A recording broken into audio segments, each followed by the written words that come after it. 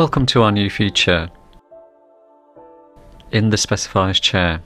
I have Robin Snell with me from Snell Associates, who were responsible for Garsington Opera Pavilion. Robin, could you give me a general overview of Garsington Opera Pavilion and your thoughts and concepts behind the design?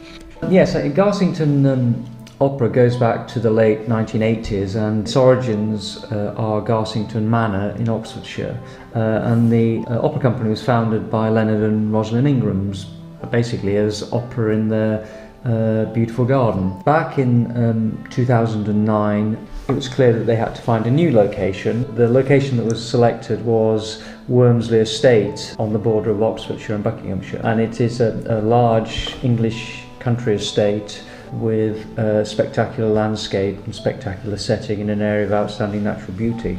The brief for us was to design a building which fitted into that landscape setting, but was capable uniquely of being erected and dismantled annually for a period of 15 years, because it's the length of the lease at this particular site. We started the project and took an awful lot of information with us from the old Garsington Manor, which was an auditorium of about 600 seats, summer festival season, where they produced 3 operas per season.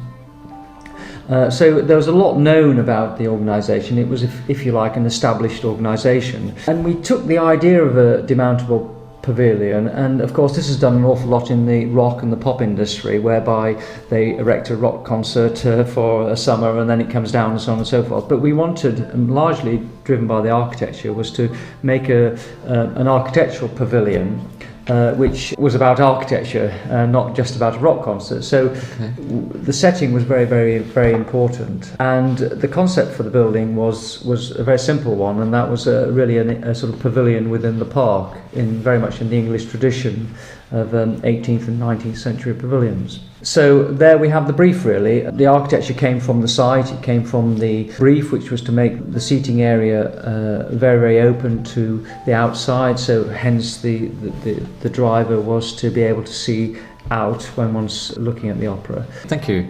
Can you give me some details on what led you to use galvanising? Because it seems as if every steel item is galvanised. Yes, it was a principle that we adopted, largely driven by the fact that the building had to be erected and dismantled annually. And we wanted a finish which was hard-wearing, durable and sustainable. And so that annually one doesn't need to worry about touching up and so on, and repainting and so on and so forth. The other key element of this brief was that the building has to be erected and dismantled within a 3 to 4 week period.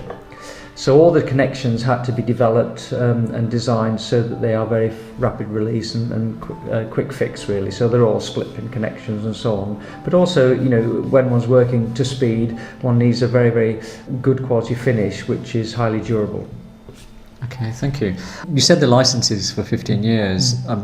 Would there be then potential, if need be, to move this to a different site? Yes, absolutely. I think the driver for the building is that of a pavilion, but it could be sited on another site. There are specific requirements which will be common to lots of them. So yes, the answer is it could have a life after Wormsley. You touched upon sustainability earlier on. I know that the whole sort of issue of sustainability was very important and inherent to your design. Could you just comment on that further for me? Yes, I mean, there was sort of sustainability in terms of its construction.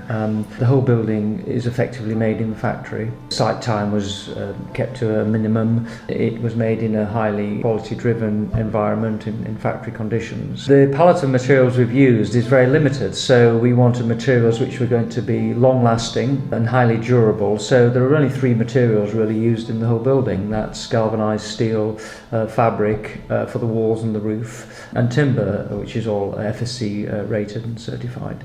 So we've minimised the materials, and the other thing, of course, is that all materials we feel will actually grow old gracefully and look better over time. So the galvanising has now matted down, so it's got a lovely texture which fits very well in the country estate.